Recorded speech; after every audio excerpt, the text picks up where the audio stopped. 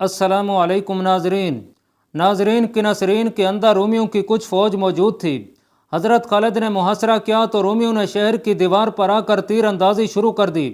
आप रज़ी अल्लाह तआला अन्हु को अंदाज़ा था कि अंदर फ़ौज इतनी ज़्यादा नहीं होगी, अगर होती भी तो आप हिम्मत न हारते। उन्होंने अपने एक एलची को यह पैगाम देकर किले के दरवाजे पर भेजा, अय रोमियो, अगर तुम आसमान पर छाए हुए बादलों में होते तो भी हमारा अल्लाह हमें तुम तक या तुम्हें हम तक पहुँचा देता। हम तुम्हें मौका देते हैं कि बहुत बुरे अंजाम तक पहुँचने से पहले किले के दरवाजे खोल दो। अगर दरवाजे हमने खुद खोले तो फिर सुलह की शर्तें तुम्हारी कमर तोड़ देंगी। तुम्हारा सलार हाजर के बाहर मरा पड़ा है और जो फौज वो अपने साथ ले गया था उसका कोई एक भी सिपाही जिंदा नहीं है। हमने तुम्हें बहुत बुरे अंजाम से आगाह कर दिया है। इस पैगाम का खातर खा असर हुआ। किले के दरवाजे खुल गए। मुसलमान फातेह की हैसियत से शहर में दाखिल हुए। जजिया की रकम और दीगर शराइत तय हुई, जिनमें हस्बे मामूल एक शर्त यह भी थी कि नसरीन शहर और इसके शहरियों की इज्जत और जानो माल की हिफाजत मुसलमानों की जिम्मेदारी है, और जो शहरी शहर छोड़कर जाना चाहता हो वो अपने ख़ानदान के अफराद और अपने मालो अम्बाल को अपने साथ ले जा सकता है। नाजरीन, जब हज़रत खालिद की नसरीन को पूरी तरह ले चुके थे उस वक्त हज़रत अबू उबैदा पहुँचे। अबू सुलेमान अबू उबैदा ने हज़रत खालिद को गले लगाते हुए कहा, तुझ पर अल्लाह की रहमत हो, मैं हाजर के बाहर रोमियों की लाशें देख आया हूँ। अबू उबैदा ने उसी रोज़ मदीना खलीफतुल मुस्लिमीन को पैगाम भेजा। उन्होंने हज़रत खालिद की इतनी बड़ी कामयाबी की तफसीलात लिखी। ये कामयाबी इस लिहाज से बहुत बड़ी थी कि शहनशाह रूम के ताबूत में एक और कील गाड़ दी गई थी।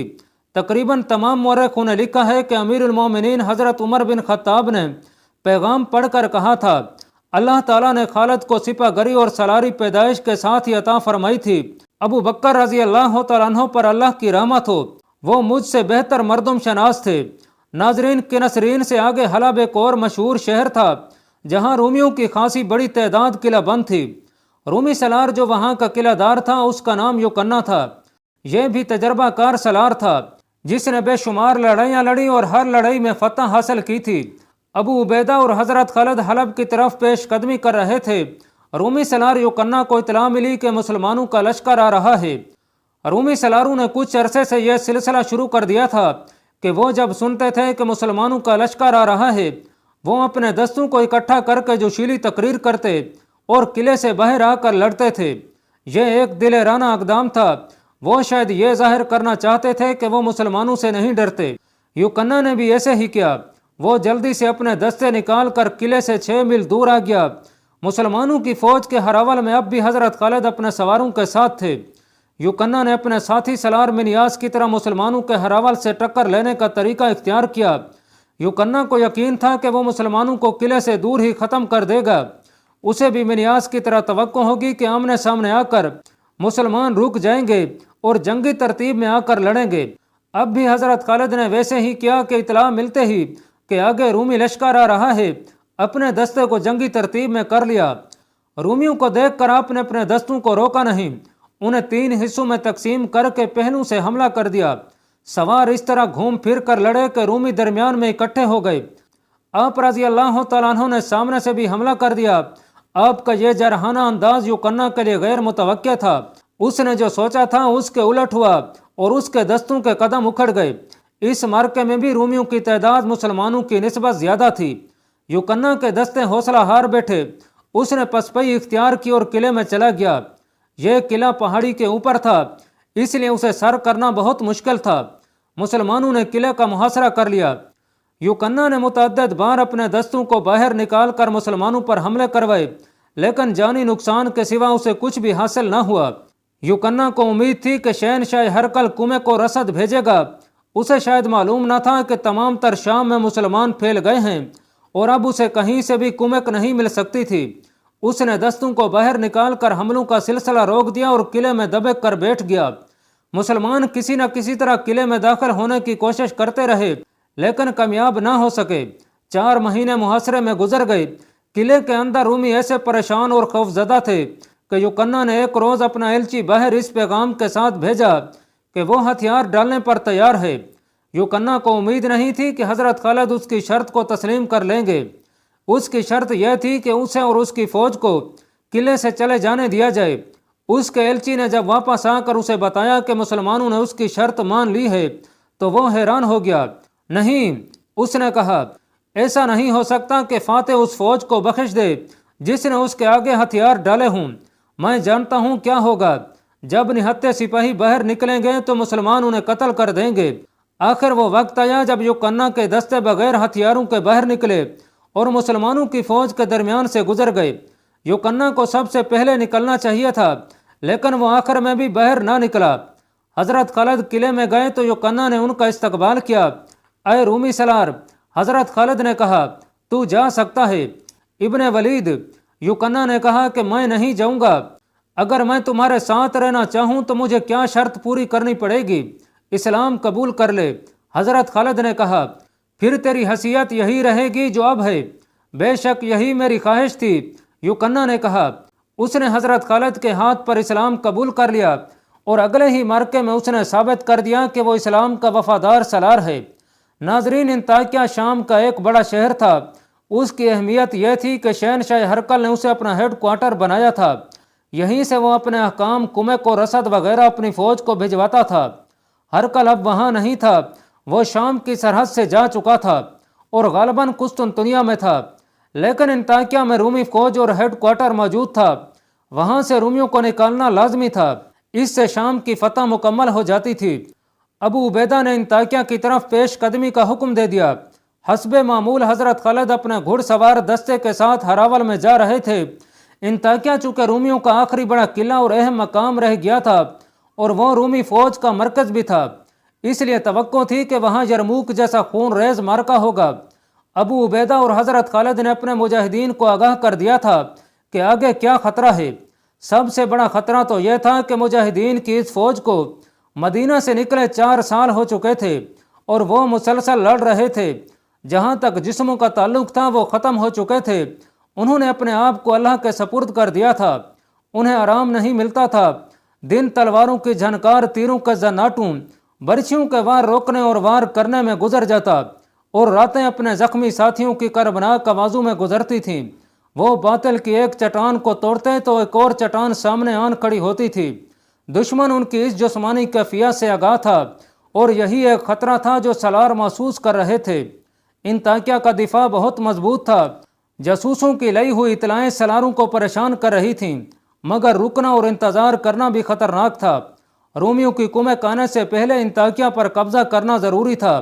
مجاہدین کو قرآن کی یہ آیت بار بار یاد دلائی جا رہی تھی کہ لڑو اس وقت تک جب تک کفر کا فتنہ ختم نہیں ہو جاتا، حکمرانی صرف اللہ اور اللہ کے دین کی رہ جائے۔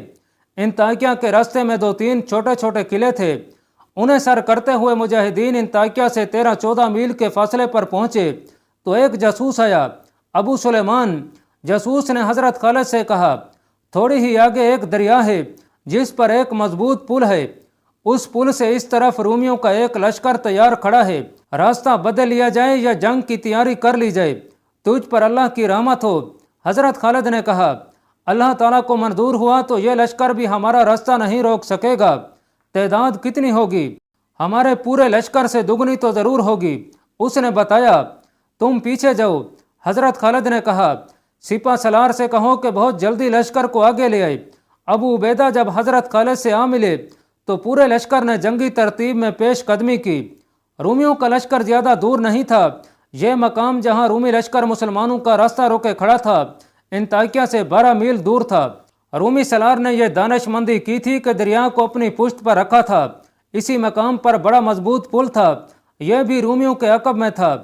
حضرت خالد نے حسب معمول توقف نہ کیا، آمنے سامنے آتے ہی اپنے رسالے کو خاص اندازے سے حملہ کرنے کا حکم دے دیا۔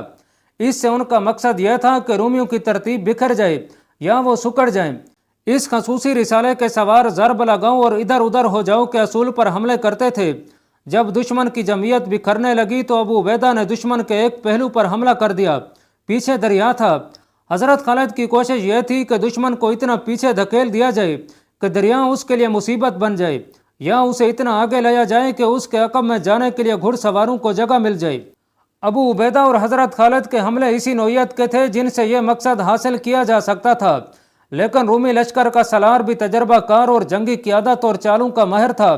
اس نے اپنے دستوں کو ترتیب میں منظم رکھا اور مسلمانوں پر حملے کیے بھی اور مسلمانوں کے حملے روکے بھی۔ اس طرح جنگ زیادہ سے زیادہ خون ریز ہوتی چلی گئی۔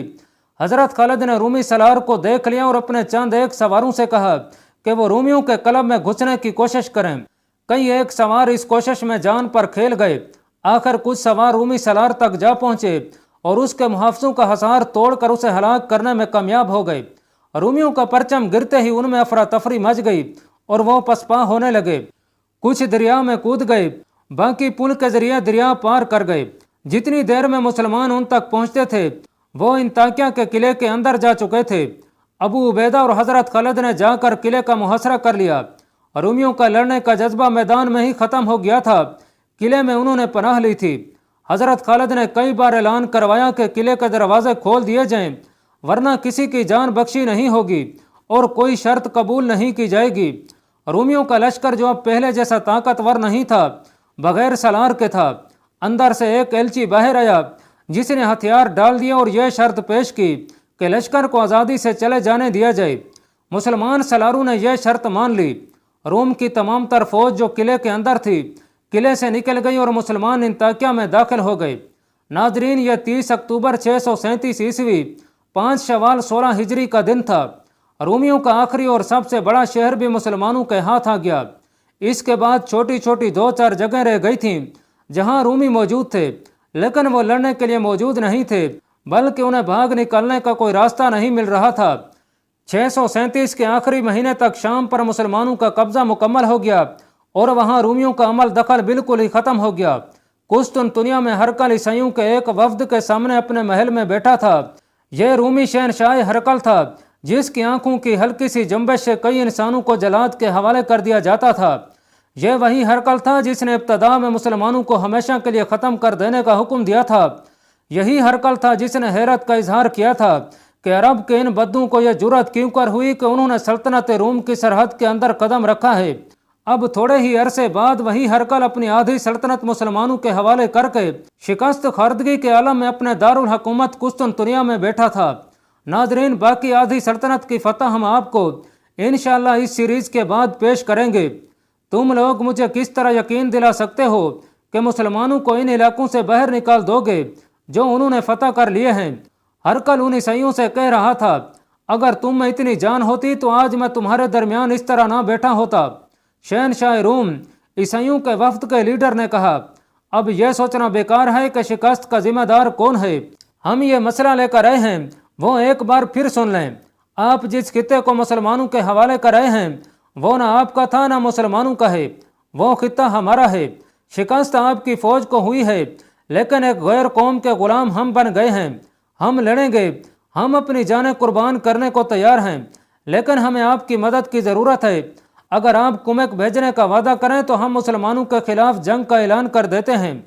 ناظرین، ہرقل ان عیسائیوں کی جو شام کے شمالی علاقے میں رہنے والے تھے یہ باتیں اس طرح سن رہا تھا جیسے یہ لوگ اس سے بھیک مانگنے آئے ہیں اور اسے ان لوگوں کے اس مسئلے کے ساتھ کوئی دلچسپی نہ ہو۔ حقیقت یہ تھی کہ ہرقل چاہتا یہی تھا کہ شام کے عیسائیوں کو مسلمانوں کے خلاف ایسی جنگ کے لیے تیار کرے جو بہت ہی طویل ہو، تاکہ مسلمان شام کے علاقے میں ہی الجھے رہیں اور رومی سلطنت میں مزید آگے نہ بڑھیں۔ یہ جنگ شب خون قسم کی ہو سکتی تھی۔ بیشتر مورخوں نے لکھا ہے کہ ہرقل نے در پردہ شام کے قابل اعتماد پادریوں کو اکسایا تھا کہ وہ عیسائیوں کو مسلمانوں کے خلاف استعمال کریں۔ تاریخوں میں یہ بھی لکھا ہے کہ عیسائی تیار ہو گئے تھے۔ عیسائیوں کا یہ وفد جو اس کے پاس بیٹھا تھا اس سے بے خبر تھا کہ جو تجویز وہ پیش کرنے آئے ہیں اس پر ہرقل پہلے ہی کام کر رہا ہے۔ اس وفد پر وہ یہ ظاہر کرنا چاہتا تھا کہ انہیں مدد دے کر وہ ان پر بہت بڑا احسان کر رہا ہے۔ آخر میں ہرقل نے انہیں کہا کہ وہ واپس جا کر اپنے پادریوں سے ملیں اور پادری انہیں بتائیں گے کہ اس تجویز پر کس طرح عمل درآمد ہوگا۔ اس نے انہیں یہ بھی بتایا کہ عیسائی جب مسلمانوں پر جگہ جگہ حملے شروع کریں گے تو ہرقل انہیں کمک کی صورت میں اپنی فوج دے دے گا۔ مسلمانوں نے اپنے جاسوس تمام علاقے میں پھیلا رکھے تھے، جن میں ایسے جاسوس بھی تھے جو عیسائی بن کر عیسائیوں کے ساتھ رہتے اور پادریوں کے مرید بنے ہوئے تھے۔ ان میں سے بعض شام سے نکل کر جنوبی ترکی تک چلے گئے تھے۔ یہ علاقہ سلطنت روم کا حصہ تھا۔ ایک روز ایک جاسوس نے شمالی شام کے جاسوسوں سے رپورٹیں لے کر ابو عبیدہ کو آ کر بتایا کہ عیسائی وسیع پیمانے پر جنگی تیاریاں کر رہے ہیں اور ہرقل نے انہیں کمک دینے کا وعدہ کیا ہے۔ اس کے بعد 2 جاسوس اور آئے جنہوں نے اسی قسم کی رپورٹیں دی۔ ان سے بڑی خوفناک صورت سامنے آئی۔ عیسائیوں کا اجتماع بہت زیادہ تھا۔ حضرت ابو عبیدہ اور حضرت خالد کو احساس تھا کہ عیسائیوں کے خلاف ٹکر بہت خطرناک ہوگی۔ اس کی وجہ یہ تھی کہ رومی جن علاقوں سے بھاگے تھے وہ ان کے نہیں تھے، وہ تو بھاگ کر اپنی باقی سلطنت میں جا پناہ گزین ہوئے تھے۔ یہ خطے دراصل عیسائیوں کے تھے۔ مسلمانوں کی اطاعت قبول کر کے انہیں کوئی معاشی معاشرتی یا مذہبی پابندی نہیں تھی، لیکن وہ مسلمانوں کی غلامی قبول کرنے پر آمادہ نہیں تھے۔ لڑائی کی صورت میں اگر انہیں شکست ہوتی تو ان کے لیے کوئی پناہ گاہ نہیں تھی، اس لیے انہوں نے جنگ کی تیاریاں ایسے پیمانے پر کی تھیں جو ان کی فتح کا باعث بن سکتی تھیں۔